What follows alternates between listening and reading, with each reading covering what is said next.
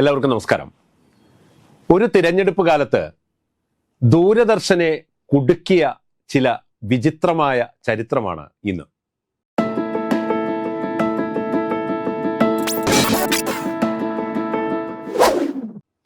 സർക്കാരിന്റെ നിയന്ത്രണത്തിലുള്ള മാധ്യമം എന്ന നിലയിൽ ദൂരദർശൻ ഏറ്റവും കൂടുതൽ നട്ടം തിരിഞ്ഞത് 1989 പൊതു തിരഞ്ഞെടുപ്പ് കാലത്തായിരുന്നു. കോൺഗ്രസിനെതിരെ VP സിംഗിന്റെ നേതൃത്വത്തിൽ തടുത്തുകൂട്ടിയ ദേശീയ മുന്നണിയിലെ പ്രധാന കക്ഷി അന്ന് ജനതാദളായിരുന്നു.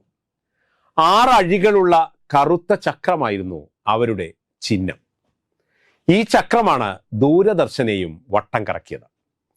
അക്കാലത്ത് ദൂരദർശൻ സംപ്രേഷണം ചെയ്തിരുന്ന ജനപ്രിയ പരമ്പരയായിരുന്നു മഹാഭാരതം.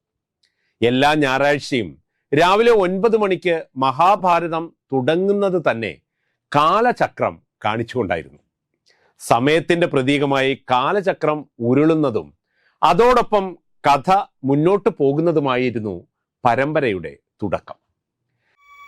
कथा का ये भाग मैं सूर्यपुत्र दानवीर कर्ण की भेंट करता हूं.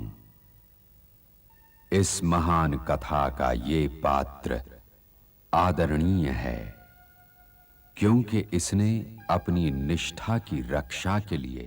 ഈ കാലചക്രവും ജനതാദളിന്റെ ചക്രവും തമ്മിൽ സാമ്യമുണ്ട് എന്നതാണ് ദൂരദർശനെ ചുറ്റിച്ചു കളഞ്ഞത്. മഹാഭാരതം കാണുന്നവർക്കെല്ലാം ജനതാദളിനെ ഓർമ്മ വരും എന്നായിരുന്നു എതിർപക്ഷത്തിന്റെ വാദം.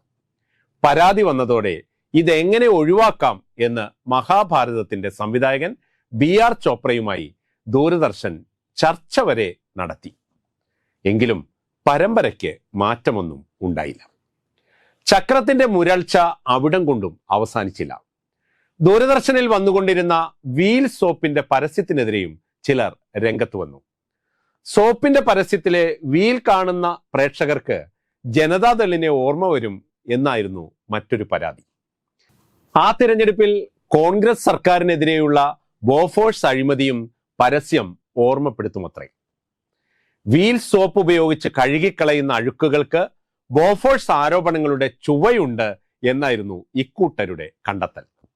ഇതേ സമയത്ത് തന്നെ ചക്രം കറക്കുന്ന 2 പരസ്യങ്ങൾ കൂടി ദൂരദർശനിൽ വന്നിരുന്നു.